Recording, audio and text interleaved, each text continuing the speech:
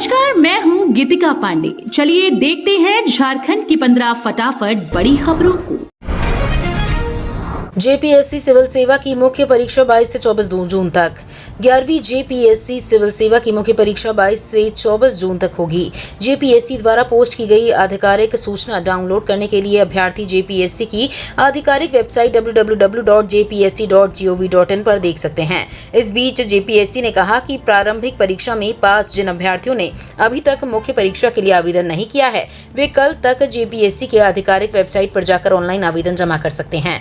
आयोग ने कहा कि तकनीकी खामियों की वजह से अभ्यर्थियों की ओर से लगातार की जा रही मांग को लेकर आयोग ने आवेदन की तारीख बढ़ाई है। झारखंड में 28,945 शिक्षकों को मिलेगा नया टैब, शिक्षा विभाग ने जारी किया टेंडर।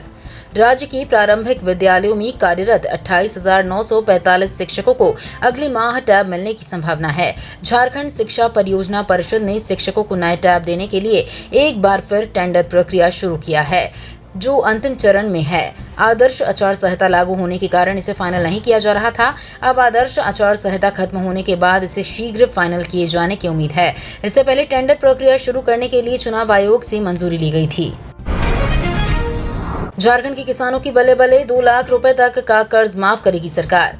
मुख्यमंत्री चंपाई सोरेन ने कामकाज को गति देने के उद्देश्य से महत्वपूर्ण विभागों की समीक्षा बैठक आरंभ की। इस दौरान विभिन्न विभागों की तरफ से संचालित फ्लैगशिप योजनाएं, नीतियां और कार्यक्रमों की उच्च स्तरीय समीक्षा की गई। इस मौके पर उन्होंने विभिन्न योजनाओं की प्रगति की जानकारी लेने के साथ ही अधिकारियों को कई निर्देश दिए। उन्होंने अधिकारियों से कहा कि योजनाओं में गति लाएं ताकि लोगों को उसका पूरा लाभ मिल सके। मुख्यमंत्री ने कहा कि राज्य में वर्तमान में किसानों का 50,000 रुपए तक का ऋण माफ किया जा रहा है। इसे अब बढ़ाकर 2 लाख रुपए किया जाना है। ऐसे में इसके लिए नीतिगत प्रक्रिया को जल्द पूरा करें। ज्यादा से ज्यादा किसानों को केसीसी से आच्छादित करें। आलमगीर आलम की जगह अब कौन बनेगा नया मंत्री, कई विधायक जोर आजमाइश में जुटे। आलमगीर आलम के मंत्री और कांग्रेस विधायक दल के नेता पद से इस्तीफा देने के बाद पार्टी में राजनीति शुरू हो गई है। कांग्रेस कोटे से मंत्री बनने के लिए जहां कई विधायक जोर आजमाइश में जुटे हैं, वहीं विधायक दल का नेता बनने के लिए भी कई नेता जुगत में हैं। अब पार्टी किसे मंत्री बनाती है और किसे विधायक दल का नेता, इस पर जल्द ही पर्दा उठ जाएगा। बुधवार को लोकसभा चुनाव परिणाम की समीक्षा के दौरान इस मामले पर भी चर्चा हुई। हालांकि प्रदेश नेतृत्व की अनुशंसा पर अंतिम निर्णय आला कमान करेगा। झारखंड की अदालत ने कांग्रेस के पूर्व अध्यक्ष को बुलाया, अमित शाह से जुड़ा है मामला। कांग्रेस नेता राहुल गांधी को रांची की एमपी एमएलए कोर्ट ने 6 जुलाई को अदालत में पेश होने का निर्देश दिया है। भाजपा नेता अमित शाह के खिलाफ टिप्पणी के मामले में कोर्ट ने उन्हें हाजिर होने का आदेश दिया है। राहुल गांधी को मंगलवार को ही कोर्ट में पेश होना था, लेकिन कोर्ट की ओर से जारी समन राहुल गांधी को मिला है या नहीं, इसकी रिपोर्ट कोर्ट को नहीं मिली थी। इसके बाद अदालत ने 6 जुलाई को पेशी की तिथि निर्धारित की। बता दें कि एमपी एमएलए कोर्ट की समन को राहुल गांधी ने पहले हाई कोर्ट में चुनौती दी थी, जिसे हाई कोर्ट की ओर से पहले ही खारिज किया जा चुका है। झारखंड कांग्रेस ने बुलाई समीक्षा बैठक, लोकसभा चुनाव के खराब प्रदर्शन पर हुई चर्चा। लोकसभा चुनाव के दौरान झारखंड में 14 लोकसभा सीटों पर इंडिया ब्लॉक ने मिलकर चुनाव लड़ा था, जिसमें से कांग्रेस ने 7, जेएमएम ने 5, राजद और सीपीआईएमएल ने 1 सीट पर चुनाव लड़ा था।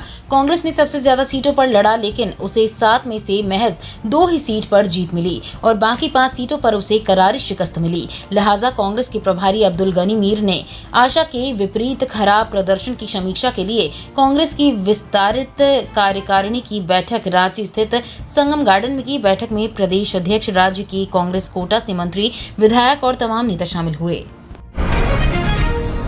रांची के 7 इलाकों में 60 दिनों के लिए धारा 144 लागू। रांची जिला प्रशासन ने शहर के 7 इलाकों में 60 दिनों तक निषेधाज्ञा लागू किया है। ये तत्काल प्रभाव से 8 अगस्त तक लागू रहेगा। इस संबंध में सदर अनुमंडल पदाधिकारी उत्कृष्ट कुमार ने आदेश जारी कर दिया है। जारी आदेश में कहा गया है कि कुछ राजनीतिक दलों और संगठनों की ओर से जुलूस, धरना प्रदर्शन करने की सूचना प्रशासन को मिली है। हाल के दिनों में ऐसे कार्यक्रम जाकिर हुसैन पार्क के बदले राजभवन कांके रोड स्थित सीएम आवास के पास भी किए गए हैं। इससे सरकारी काम में बाधा होती है और यातायात व्यवस्था भी प्रभावित होती है। इसे देखते हुए धारा 144 लागू की गई है। सीएम चंपाई सोरेन ने सभी उपायुक्तों को वृक्षारोपण की जमीनी हकीकत जांचने का दिया निर्देश। झारखंड के सीएम चंपाई सोरेन ने सभी जिलों के उपायुक्तों को अपने स्तर से वन विभाग द्वारा कराए गए वृक्षारोपण की जमीनी हकीकत जांचने का निर्देश दिया है। उन्होंने कहा कि हर साल वृक्षारोपण के बाद भी वनों के विस्तार में वृद्धि नहीं हो रही है। उन्होंने स्वच्छ भारत मिशन की समीक्षा करते हुए अफसरों को निर्देश दिया कि अबुआ आवास योजना से शौचालय निर्माण योजना को जोड़ें। वे बुधवार को वन, पर्यावरण एवं जलवायु परिवर्तन विभाग समेत अन्य योजनाओं की समीक्षा कर रहे थे। सीएम चंपाई सोरेन ने कहा कि वन, पर्यावरण एवं जलवायु परिवर्तन विभाग द्वारा हर वर्ष लाखों की संख्या में वृक्षारोपण किया जाता है, लेकिन लक्ष्य के मुताबिक वनों के विस्तार में बढ़ोतरी नहीं हो पा रही है। दुमका जिले में नहीं पहुंचा अब तक धान बीज। लैंपस की ओर से ड्राफ्ट भेजने में हुई देरी। इस बार के खरीफ के मौसम में धान की खेती करने वाले दुमका के किसानों को सरकारी लैंपस से स्वर्णा धान यानी MTU 7029 प्रभेद के बीज प्राप्त करने के लिए थोड़ा और इंतजार करना पड़ सकता है। दरअसल विभाग की लापरवाही और जिले के लैंपसों की लेट लतीफी की वजह से कृषि मंत्री बादल के ही विधानसभा क्षेत्र वाले जिले के किसानों को ये परेशानी पैदा हुई है। दुमका को छोड़ संताल परगना के सभी 5 जिले गोड्डा, देवघर, साहिबगंज, पाकुड़ व जामताड़ा जिले में किसानों को वितरित करने के लिए बीज न केवल पहुंच चुका है, बल्कि अब तक आपूर्ति की गई बीज में से ज्यादातर हिस्से का वितरण भी हो चुका है। क्या मोहन झारखंड में भी कर पाएंगे कमाल? बीजेपी ने विधानसभा चुनाव को लेकर खेला बड़ा दाव। झारखंड के पड़ोसी राज्य ओडिशा में संताल समुदाय के मोहन चरण मांझी को मुख्यमंत्री बनाकर भाजपा ने झारखंड के आदिवासी समुदाय को फिर से अपनी ओर आने का संदेश दिया है। राज्य से सटे छत्तीसगढ़ में पहले से विष्णुदेव साय मुख्यमंत्री हैं। 2 पड़ोसी राज्य में आदिवासी मुख्यमंत्री देकर भाजपा ने अपने को इस समुदाय के हितों के रक्षक के तौर पर प्रस्तुत करने की तैयारी की है। देश की राष्ट्रपति द्रौपदी मुर्मू भी ओडिशा से ही हैं और संताल आदिवासी समुदाय से हैं। मुख्यमंत्री ने कहा, म्यूटेशन निष्पादन में खराब परफॉर्म करने वाले CEO पर होगी कार्रवाई। मुख्यमंत्री चंपाई सोरेन पूरी तरह से एक्शन मोड में आ चुके हैं। उन्होंने जमीन म्यूटेशन मामले में सख्ती बरतते हुए खराब परफॉर्म करने वाले CEO के विरुद्ध कार्रवाई करने को कहा। उन्होंने कहा कि हजारीबाग, रांची, गिरिडीह और पलामू के कई अंचलों में म्यूटेशन के मामलों के निष्पादन की प्रक्रिया काफी खराब है। ऐसे में इन जिलों के खराब परफॉर्म करने वाले अंचलों को चिन्हित कर वहां के अंचल अधिकारियों के खिलाफ कार्रवाई करने का प्रस्ताव मेरे पास भेजें। उन्होंने कहा, म्यूटेशन तय समय सीमा के अंदर हो, इसे सुनिश्चित करें। म्यूटेशन के मामले बिना किसी वजह से लंबित नहीं रहने चाहिए। ईडी को लगातार छुपा रहा था ये शख्स आखिरकार हो गया गिरफ्तार। ईडी ने लैंड स्कैम मामले में कार्रवाई करते हुए शेखर कुशवाहा को आखिरकार गिरफ्तार कर लिया है।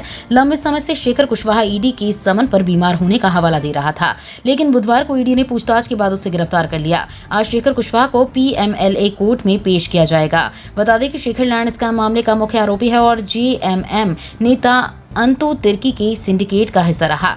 ये सिंडिकेट बड़े ही शातिराना अंदाज में जमीन का नेचर बदलकर उसे बेचता करता था। बालू किल्लत के बीच खुशखबरी, JSMDC से खरीद सकते हैं 7.5 रुपए प्रति CFT बालू।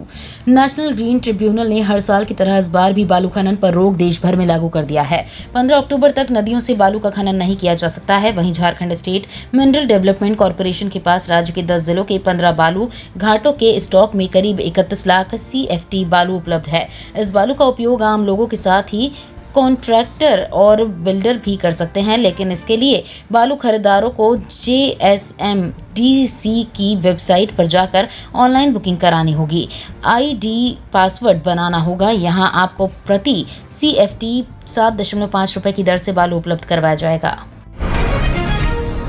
झारखंड में होगी शिक्षकों की बम्पर बहाली, सिपाहियों की भी होगी भर्ती। राज्य सरकार एक बार फिर सरकारी विभागों में बहालियों की प्रक्रिया तेज करेगी।